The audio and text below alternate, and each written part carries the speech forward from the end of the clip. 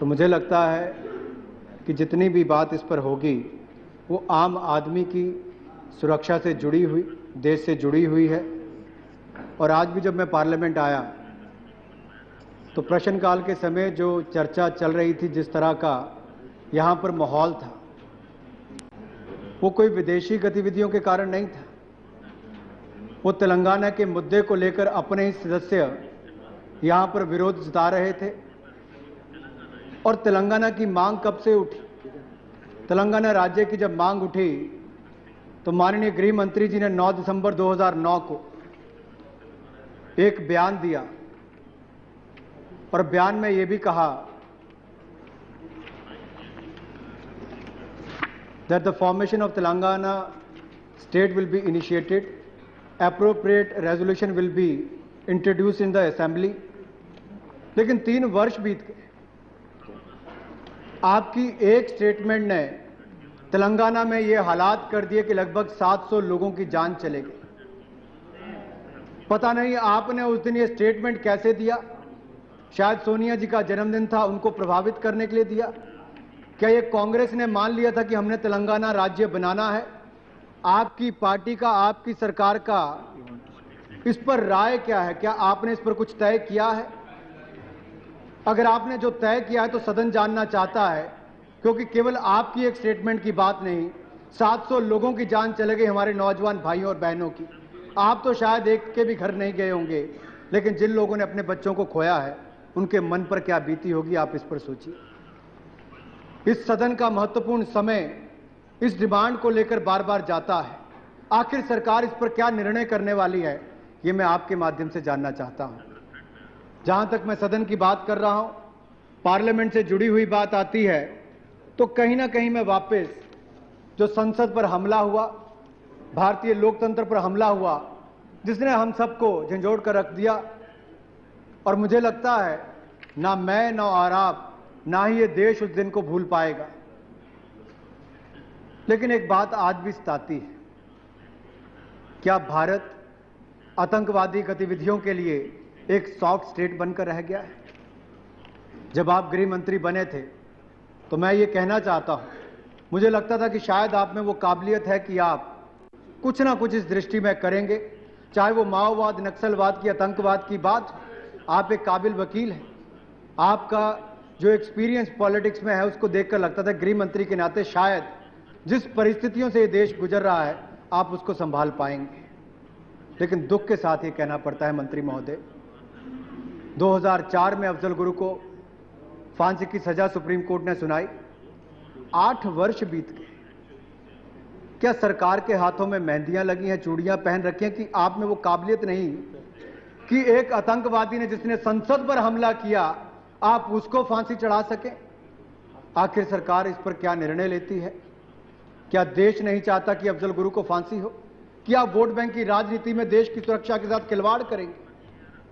ये देश जानना चाहता है। और हमने तो पहले भी कहा, जब जब आतंकवाद की बात आती है, देश की सुरक्षा की बात आती है, मैं और मेरी पार्टी स्तर से ऊपर उठकर आपके साथ, आपकी सरकार के साथ खड़े हैं, क्योंकि राष्ट्र की सुरक्षा की सवाल है।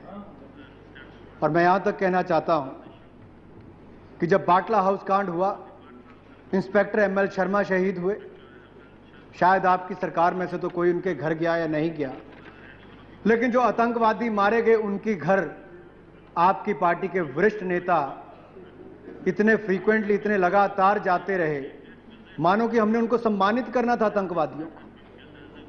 आपकी सरकार के एक मंत्री यूपी के चुनाव में यहां तक कह दिया कि बाटला हाउस कांड को लेकर सोनिया जी की आंखों के आंसू नहीं रुक रहे थे।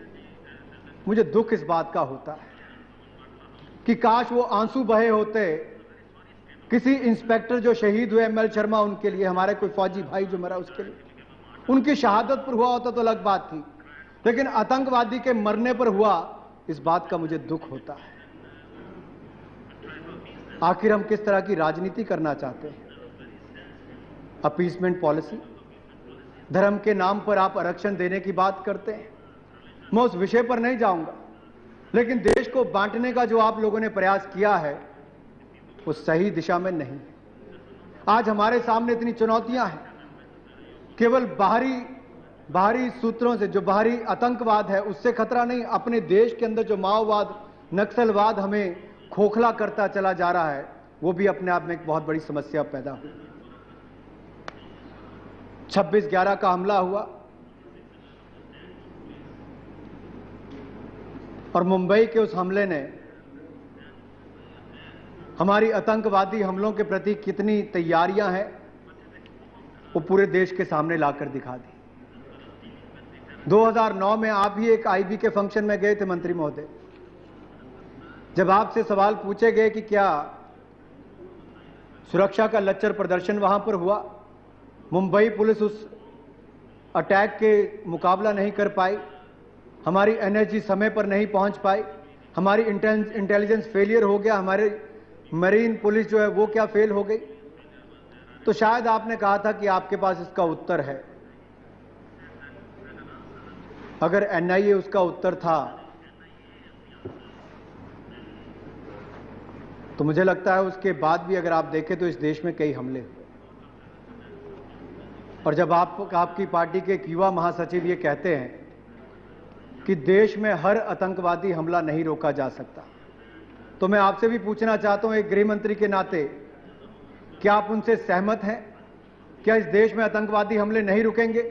अगर अमेरिका में 9/11 के बाद एक भी आतंकवादी हमला नहीं होता तो भारत में बार बार आतंकवादी हमले क्यों होते हैं? इस बात का जवाब आपको देना पड़ेगा। क्यों होते हैं? Because we have become a soft state. We have not taken enough measure, or we have not taken the terrorist to that level to hang them despite the Supreme Court order, sir. Afzal Guru को आप जैसे मेहमान नवाजी कर रहे हैं पिछले 8 वर्षों से, सरकारी मेहमान आपने बना दिया है। कसाब को पता नहीं कब तक फाइनल ऑर्डर आएगा, कब तक उसको हम पालेंगे। क्या ये देश की दशा आपने कर दी? आपके युवा महासचिव ये कहते हैं कि एक आतंकवादी हमला भी नहीं रोका जा सकता। आपने खुद कहा है और मैं आपसे कहीं ना कहीं सहमत भी हूं। और जब राज्यसभा में चर्चा भी हुई थी तो वहां पर अरुण जेटली जी ने भी कहा that we need a strong intelligence system, we need quick response teams, we need a security setup to combat terrorism, and we need a tough legal system which punishes the guilty. But अगर आप कुल मिलाकर पिछले जितने cases हुए हैं, चाहे अफजल गुरु का हो, कसाब का हो, या आजमगढ़ में जो आतंकवादियों ने जो बाटला हाउस कांड में मारे गए, उन सबको लेकर अगर केसेस की बात की जाए तो क्या हम सही दिशा में बढ़ रहे हैं? एनआईए बनाने की बात आई मंत्री महोदय, उसके बाद ये देश गवाह है, सभी पॉलिटिकल पार्टीज ने, हमने भी ये कहा था कि ठीक है, अगर देश की सुरक्षा के साथ बात जुड़ी हुई है तो नेशनल इन्वेस्टिगेशन एजेंसी को बनाने में हमारा कोई इतराज नहीं है। लेकिन एनआईए की भूमिका क्या रही? पहले 3 वर्षों में जो उन्होंने अपनी ओर से छानबीन की, क्या आप डेविड हेडली के बारे में पता लगा पाए थे? क्या आपको राणा के बारे में पता चल पाया था कि शिकागो ट्रायल कोर्ट के माध्यम से वो पता चला कि उनकी भूमिका भी लश्कर तोयबा और आईएसआई के साथ मिलकर यहां पर अटैक्स में रही? अगर ऐसा था तो अमेरिका के लिए तो हम अपने देश को पूरा खोल देते हैं। क्या अमेरिका ने आपको वहां पर जांच करने की अनुमति दी? अगर दी तो उसमें आपने और आपकी सरकार ने क्या किया है? अगर हम अपनी गलती को नहीं मानेंगे, सुधरने का हमारे पास मौका नहीं होगा, तो हम आगे कैसे बढ़ेंगे? किसी ने सही कहा है, गलती निकालने के लिए भेजा चाहिए और गलती स्वीकार करने के लिए कलेजा चाहिए। शायद उस तरफ दोनों बातों की कमी है, दोनों बातों की कमी लगती है। ना हम दोषियों को पकड़ पाते हैं, ना उनको फांसी पर चढ़ा पाते हैं, ना अपनी गलती कबूल करते हैं। और जहां देश में नक्सलवाद माओवाद की हम बात करते हैं तो यूपीए 1 को तो शायद पता नहीं चला कि माओवाद नक्सलवाद होता क्या है और यूपीए 1 की उसके प्रति नीतियां क्या थी। लेकिन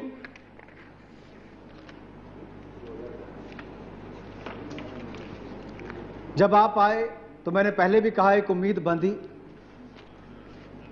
लेकिन दांतेवाड़ा में एक ऐसा नक्सलवादी हमला हुआ, हमारे नौजवान पुलिसकर्मी उसमें शहीद हुए, जहां विपक्ष आपके साथ खड़ा रहा। आपकी अपनी पार्टी के लोगों ने आपके पर कतरने शुरू कर दिए। जो माओवादी सोच के लोग आपकी पार्टी में हैं, जो कहीं ना कहीं सहमति रखते हैं माओवादियों से, नक्सलवाद से, जो कहते हैं कि आप में बौद्धिक अहंकार है, that the Home Minister has intellectual arrogance.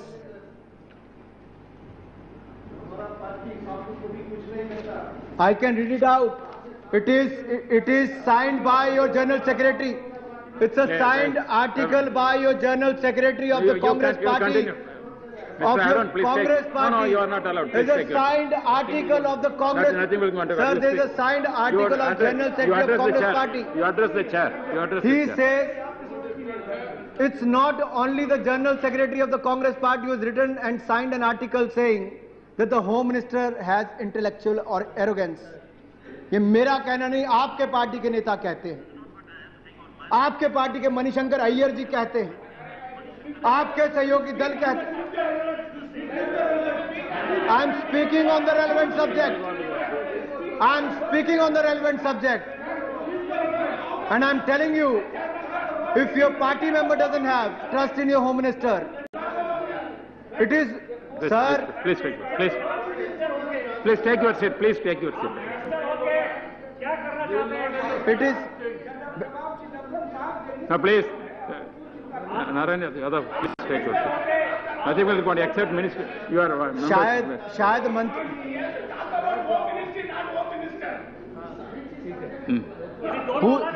Who heads the Home Ministry? Who heads the Home Ministry? Doesn't the Home Minister head the Home Ministry? If Congress ex-ministers, if Congress General Secretary has no confidence in Home Minister, then I'm sorry to say, that is your misunderstanding, sir. I'm stating the facts in the House.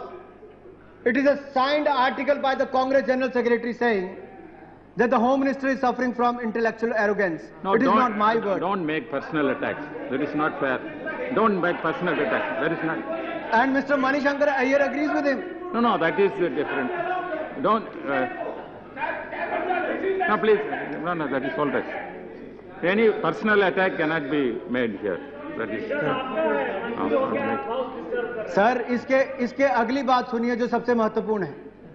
इनके party के नेताओं ने अपने गृह मंत्री का उस समय की बात कर रहा हूं, जब दांतेवाड़ा में हमला हुआ, हमारे सैनिक शहीद हुए, इनकी सरकार के, इनके पार्टी के नेता तो इनके पर काटने में लगे थे, लेकिन विपक्ष ने गृह मंत्री से इस्तीफा नहीं मांगा। हमने कंधे के साथ कंधा जोड़कर खड़े होकर कहा, माओवाद का, नक्सलवाद का सामना करो, हम आपका पूरा सहयोग करेंगे। विपक्ष की भूमिका थी, लेकिन इनके अपनी सरकार के लोग आपके पर काटने में लगे थे। You said, sir, that we need a strong mind, strong heart, staying power to fight with Maoists. I agree with you. You're right. But how do you do that? With a divided UPA, with a divided government, with a divided Congress party, who doesn't agree with you? आपकी party आपसे सहमत नहीं है, विपक्ष आपका साथ देता है आतंकवाद का मुकाबला करने के लिए, माओवाद का मुकाबला करने के लिए।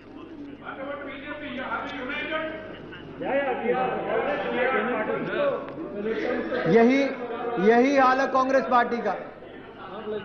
इसलिए मैंने कहा था कि विपक्ष की ओर से आतंकवाद के खिलाफ हम सदा सहयोग करते रहें, लेकिन ये पार्टी बटी रही है, चाहे जब राष्ट्रीय सुरक्षा की बात आती है। माओवाद एक ऐसी मूवमेंट है जो सशस्त्र विद्रोह है, सैन्य आंदोलन है। आपके पार्टी के नेता कहते हैं कि वहां पर सड़कें बनाइए, अस्पताल बनाइए, मैं उसके खिलाफ नहीं हूं, लेकिन जो कलेक्टर वहां पर विकास करवाता है, छत्तीसगढ़ में उसको अगवा करके ले जाते हैं, हमें कौन कौन सी मांगे नहीं गृह मंत्री जी मांगनी पड़ती। उड़ीसा में एमएलए को अगवा कर लिया जाता है। क्या माओवाद इस तरह से खत्म होगा? 2 इटली के नागरिकों को ले गए, शायद सोनिया जी को भी उतना दुख हुआ होगा, उतना ही मुझे भी हुआ, आपको भी हुआ। वो हमारे अतिथि थे, लेकिन क्या 20 वर्षों से अतिथि थे? हमारी वीजा पॉलिसी क्या है sir? What is our visa policy? इस देश में कोई भी आए 20 वर्षों तक यहां रह सकता है। वो इटली के नागरिक यहां पर क्या कर रहे थे? क्या जानबूझकर इस देश में माओवाद का कुछ लोग बढ़ावा तो नहीं दे रहे? क्या माओवाद को बढ़ाने के लिए, नक्सलवाद को बढ़ाने के लिए विदेशी ताकतों का भी हाथ है? क्या पीएलए के साथ जो जेएंडके के टेररिस्ट हैं उसके संबंध पाए जाते हैं? और जो एक नई फोर्स बननी शुरू हो गई है कि हथियारों के बल पर हिंदुस्तान पर राज करेंगे, इस लोकतंत्र को खत्म करेंगे, क्या हम उस विचारधारा को मारने के लिए एकजुट हैं? हम तैयार हैं। एकजुट तो तब होंगे जब कांग्रेस एकजुट होगी। अगर कांग्रेस विभाजित है, सरकार विभाजित है, सहयोगी दल इनका साथ नहीं दे रहे, तो माओवाद नक्सलवाद का आप सामना क्या करें? मैं यहां तक कहना चाहता हूं सर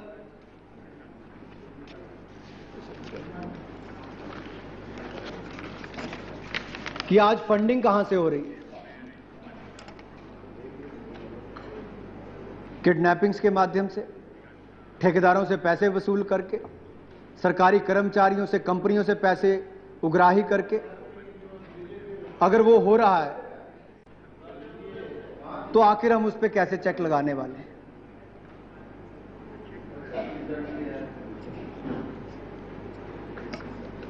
और मैं तो यहां तक कहता हूं, जो आप नॉर्थ ईस्ट के राज्यों में पैसा दे भी रहे हैं, उसमें स्कैम्स कितने हुए?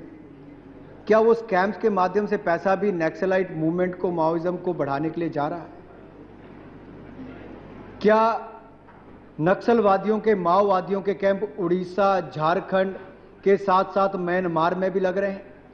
जो दिल्ली पुलिस की रिपोर्ट कहती है, जो 2 नक्सलवादी यहां से पकड़े गए नक्शों के साथ, उसमें साफ तौर पर पता चला था कि म्यांमार तक इनकी मार है। वहां से आईएसआई साथ देकर यहां पर हथियार सप्लाई करती है, पैसे सप्लाई करती है। इसमें कितनी सच्चाई है? क्या चाइना भी माओवाद को, नक्सलवाद को बढ़ावा दे रहा है? अगर दे रहा है तो यह देश के लिए बहुत खतरनाक बात है। और मैं चाहूंगा गृह मंत्री जी, यह देश जानना चाहता है कि आपकी सरकार माओवाद, नक्सलवाद को कुचलने के लिए क्या करना चाहती है? इसकी फंडिंग कहां से होती है? इसको हथियार कहां से मिलते हैं? अगवा करके कैसे लेकर जाया जाता है? फिर उन आतंकवादियों को, उन उग्रवादियों को, उन नक्सलवादियों को छुड़वाया जाता है। इसके खिलाफ आपकी सरकार क्या करने वाली है? क्या आप इसके ऊपर कोई व्हाइट पेपर लाएंगे? मैं आपसे अनुरोध करता हूं, कृपया करके इसके ऊपर व्हाइट पेपर लाइए, ताकि सदन को और देश को पता चल सके आपकी सरकार, गृह मंत्रालय नक्सलवाद, माओवाद को लेकर क्या करने वाला है और क्या कार्यक्रम आपने अभी तक किए हैं। जहां तक नॉर्थ ईस्ट के राज्यों की बात है, नागा नेगोशिएशंस में क्या हुआ, कहां तक वो बात बढ़ी? और नॉर्थ ईस्ट क्या, अगर मेरे जितने मित्र यहां पर नॉर्थ ईस्ट से आते हैं, अधिकतर उनसे बात करते हैं, ननौंग जी पीछे बैठे, वहां रेल मार्ग नहीं है, सड़कें नहीं है, हवाई जहाज से जाने के लिए बहुत दुविधा होती है। क्या हमने उस ओर कभी सोचा है?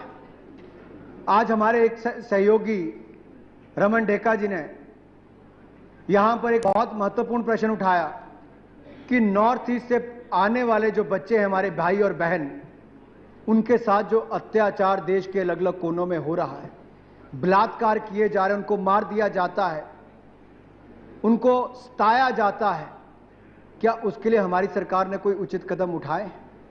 क्या वो दूरियां कम करने के लिए, नॉर्थ ईस्ट का विकास कैसे हो, हम अपने उन भाई बहनों को अपने गले कैसे लगाएं?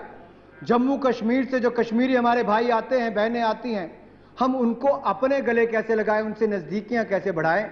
ये देश के लिए बहुत महत्वपूर्ण है। इसके लिए आपको उचित कदम उठाने चाहिए सर।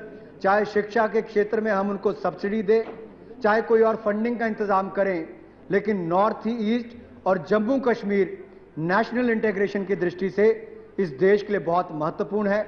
मैं आशा करता हूं कि आपका मंत्रालय और सरकार उस दिशा में उचित कदम उठाएंगे, ताकि हमारी कोई बहन के साथ बलात्कार ना हो, उसको मारा ना जाए, उसकी हत्या ना की जाए। ऐसी मैं आपसे रिक्वेस्ट करता हूं। जहां तक पूर्वी उत्तर क्षेत्रों की बात है, बहुत लंबे समय से देखा गया है कि उनका उत्पीड़न भी हुआ है, लेकिन यह भी हम सबके सामने आता है कि किस तरह से उन राज्यों में लगातार स्कैम्स बढ़ते चले गए। पैसे की कमी हो सकती, कम दिया हो, लेकिन जितना दिया क्या वो भी खर्च हो रहा है। आपके अरुणाचल प्रदेश के पूर्व सीएम का नाम 1000 करोड़ के घोटाले में आया, पीडीएस स्कैम में। असम में जो जाता है चावल के, वो वापस घूमकर काला बाजार हो जाता है, काला बाजारी में वो चावल वापस आते हैं। और उसी तरह से लोकटक लेक के लिए 244 करोड़ के स्कैम की बात आपके सामने आई। एनआईए एक नॉर्थ सेचर हिल स्कैम की इन्वेस्टिगेशन कर रही है, जिसमें लगभग 1000 करोड़ रुपए का घोटाला है। 1000 करोड़ का मंत्री जी, 13.45 करोड़ रुपए का तो कैश पकड़ा गया, और बड़े बड़े वहां के मंत्रियों के नाम और अधिकारियों के नाम उस पर आ रहे हैं। एनआईए ने उसमें क्या किया, मैं आपके माध्यम से जानना चाहता हूं। शायद आपको ये स्कैम छोटे लगे, क्योंकि केंद्र सरकार ने तो 1,76,000 करोड़ का 2G स्पेक्ट्रम घोटाला, कॉमनवेल्थ गेम्स स्कैम्स की बात करें तो उसके आगे तो कुछ भी नहीं नजर आता। आदर्श हाउसिंग की बात करें तो उसके सामने कुछ नजर नहीं आता।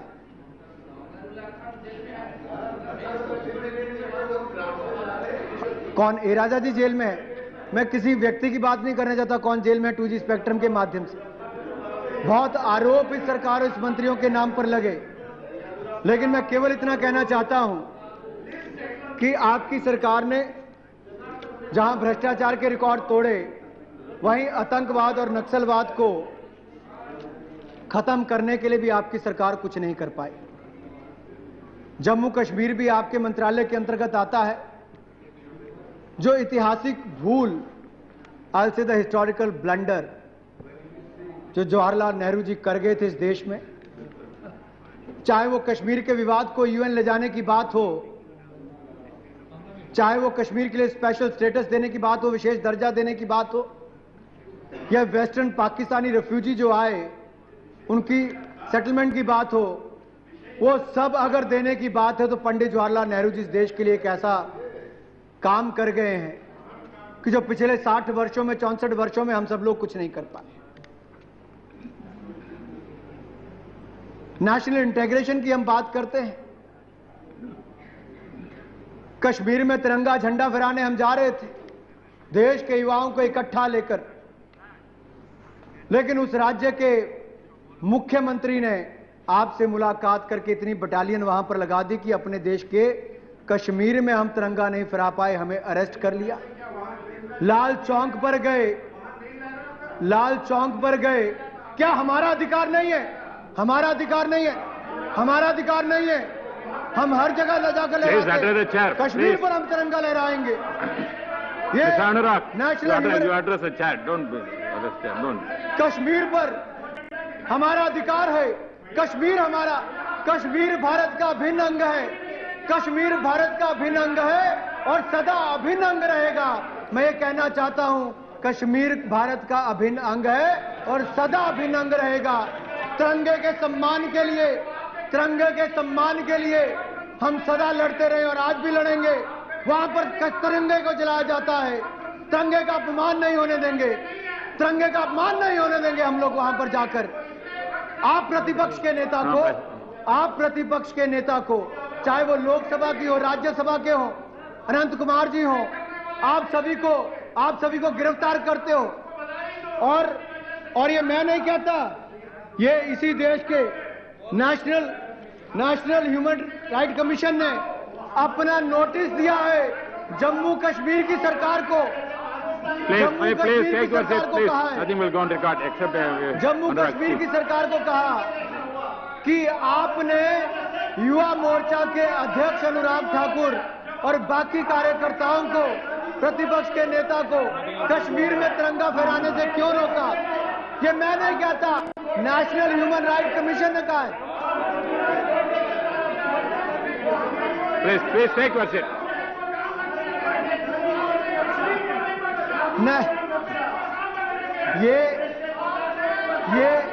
ये विवाद का मुद्दा,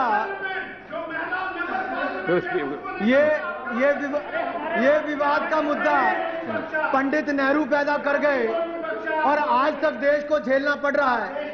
कश्मीर भारत का भिन्न अंग है और मैंने पहले भी कहा, जम्मू लेह लद्दाख की जनता को उसके अधिकार नहीं मिलते। जम्मू के लोगों को पर राटा जो खर्च होना चाहिए वो नहीं मिलता। जम्मू और लेह लद्दाख को उनके साथ भेदभाव किया जाता है। जम्मू के लोगों को, लेह लद्दाख के लोगों को नौकरियां नहीं मिलती हैं। और ये मैं नहीं कह रहा, ये मैं नहीं कहता। No, you speak at the time. When your time comes, you can speak at the time. You speak at the time. I will love you. और ये मैं नहीं कहता, ये मेरा कहना नहीं है, ये No, you इंटरलोकेटर्स, take your seat. You take your seat. सरकार ने इंटरलोकेटर्स नियुक्त किए। आखिर उस इंटरलोकेटर्स ने Please take your seat. Please take your seat. Please take. No, please take your seat. सभापति महोदय, सरकार ने इंटरलोकेटर्स नियुक्त किए। Nothing will go on मैं record. गृह Please मंत्री take जी your से पूछना चाहता हूं, where is the report of interlocutor sir? Interlocutors की रिपोर्ट कहां पर है? ऐसा क्या है इंटरलोकेटर्स पर? No, please take. Please, you take. No, please take your seat. No, please take your seat. Please, first you take your seat. No, nothing will going to go. What he says. No. Nothing will going to say. When I am standing here, it shows how you are responding. Please take your seat. Please take your seat first. Take your seat first. No, please, you take your seat first. No, nothing will go on record. No, nothing will go on record. Whatever you are speaking, you are unnecessarily interrupting the house. You are very sorry for that. Don't interrupt the house. Please take your seat. Nothing will go on record. Nothing.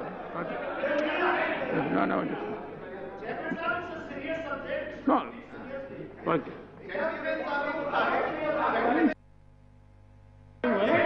No, you like the dust.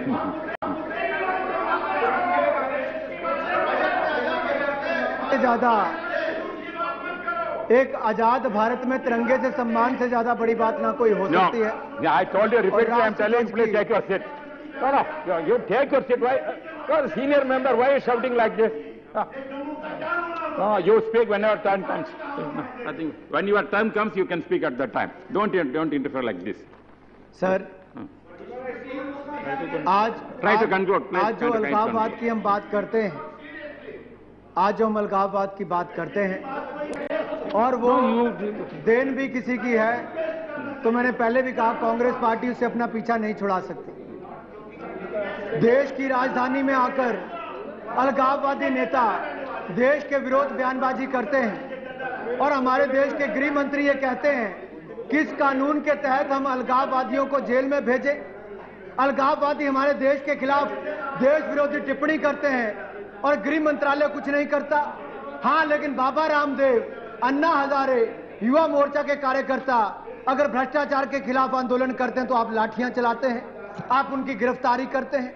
अलगाववादियों के खिलाफ आपका कोई रुख नहीं, नरम रुख अपनाए हुए आप हैं। मैं आपसे पूछना चाहता हूं, इंटरलोकेटर्स की मैं बात पूछना चाहता हूं, इंटरलोकेटर्स किसने नियुक्त किए? अगर आपकी सरकार ने नियुक्त किए हैं तो इंटरलोकेटर्स ने आपकी बारी आपको बोलना, अभी जो हंगा का बंगाना कर रहे हो, आपकी बारी आपको बोलना, वो बोलना। ये कोई बात है क्या? आप बोलने नहीं देंगे क्या? हमें बोलने नहीं देंगे क्या? जब आपकी बारी आपको बोलना है, Please take your seat. Please, all of you. जब आपकी बारी आपको बोलना है, आप जो भी बोलना है।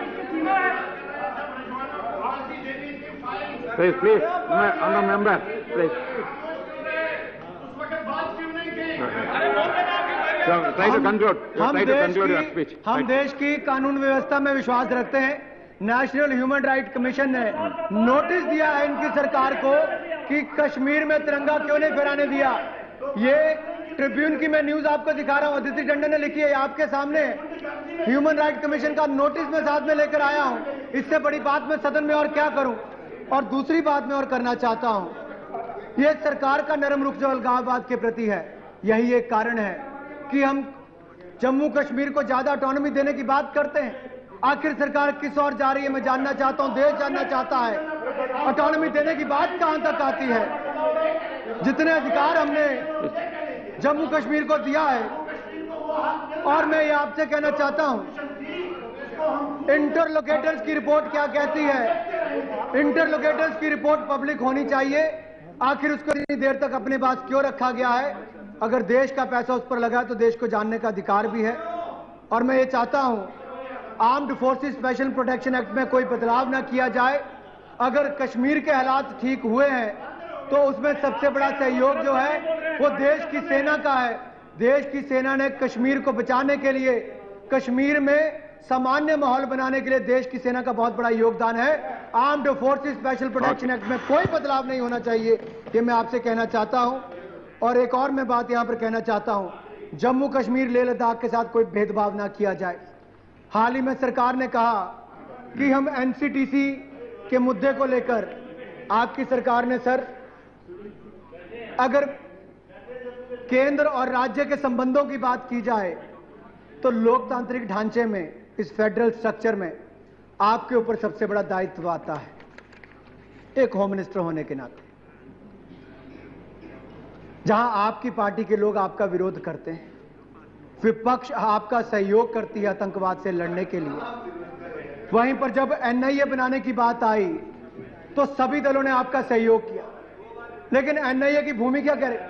ये रिपीटेशन नहीं है, ये इंडियन एक्सप्रेस में खबर छपी है।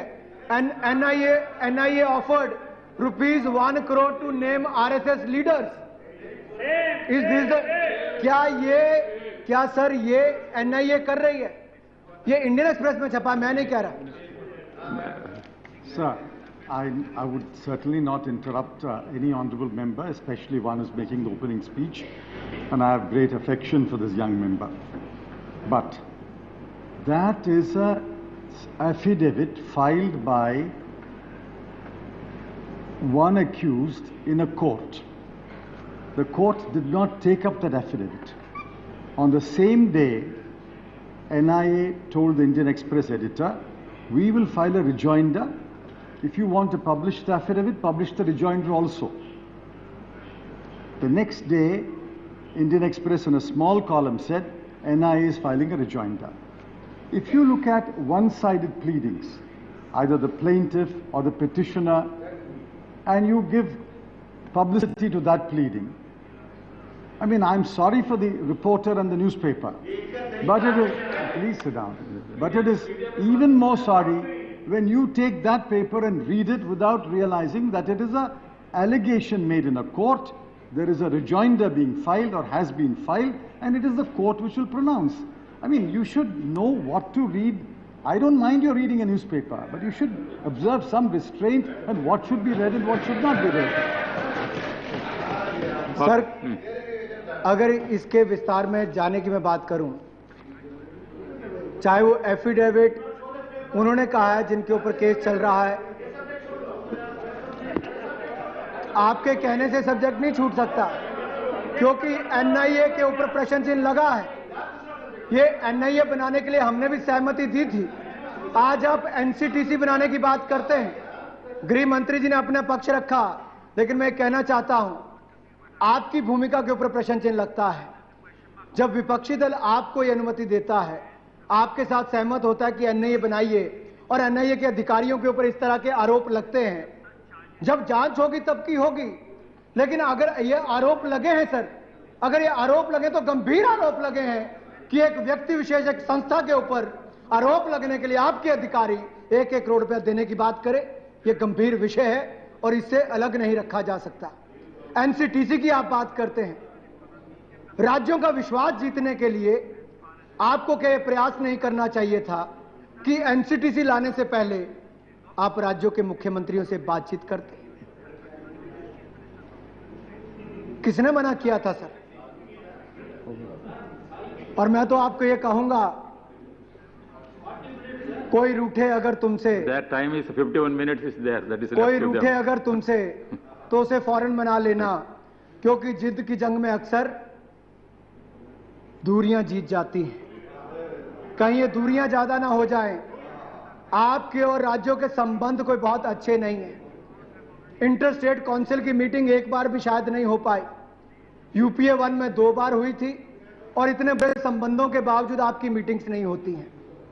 एनसीटीसी हम पास करवाने की बात करते हैं, उसमें जो एक प्रमुख मुद्दा आता है कि आईबी को आप सर्च, अरेस्ट और प्रोसिक्यूट करने के अधिकार देने की बात करते हैं। जब एनआईए है तो एनसीटीसी की क्या आवश्यकता है? क्या आप ये नहीं जानते कि आप ही की सरकार ने कई बार अपने बचने बचाने के लिए, कई बार अपने लाभ के लिए सीबीआई का दुरुपयोग किया है? देश जानता है, पर मुझे लगता है सपा बसपा वाले ज्यादा जानते होंगे। क्या एनसीटीसी एनआईए का दुरुपयोग भी ऐसे किया जाएगा? पॉलिटिकल मिसयूज नहीं होगा? डर है। ये आपकी जो शासित राज्य हैं वो भी दबे स्वर में मुख्यमंत्री कहते हैं। इसलिए मैं कहना चाहता हूं अध्यक्ष महोदय कि गवर्नमेंट जो बीएसएफ, जो बॉर्डर सिक्योरिटी फोर्स है, उसको भी प्रदेशों में भेजना चाहती है search, arrest and prosecute powers देकर। आरपीएफ को भी। हम किस दिशा में बढ़ रहे हैं? हम आतंकवाद का सामना करने वाले कि देश को बांटने वाले? आप फेडरल स्ट्रक्चर को तोड़ने के लिए पूरा प्रयास कर रहे हैं और यह देश का दुर्भाग्य है कि आप जैसे अगर मंत्री और आप जैसी सरकार अगर आज इस पर जागरूक नहीं होगी और prevention of communal target violence bill, वो भी एक ऐसी दिशा में बढ़ रहा था कि इस देश को धर्म के नाम पर बांटा जाए, वो भी देश का दुर्भाग्य था। मंत्री जी, आप कृपया करके थोड़ा जागिए। और मुझे लगता है अगर आप नहीं जागेंगे तो देश के लिए बहुत देरी हो जाएगी। देश के सामने बहुत गंभीर परिस्थिति है। माओवाद, नक्सलवाद, आतंकवाद को लेकर हमें बहुत चुनौतियों का सामना करना पड़ रहा है। हमारी पार्टी आपके साथ खड़ी है आतंकवाद को लेकर, राष्ट्रीय सुरक्षा को लेकर। और मैं तो आपको यह कहना चाहूंगा, मंजिल मिल ही जाएगी, मंजिल मिल ही जाएगी, भटकते ही सही। गुमराह तो वो है जो घर से निकले ही नहीं। तो आशा करता हूं आप उचित कदम उठाएंगे आतंकवाद को रोकने के लिए, नक्सलवाद को रोकने के लिए। हमारा सहयोग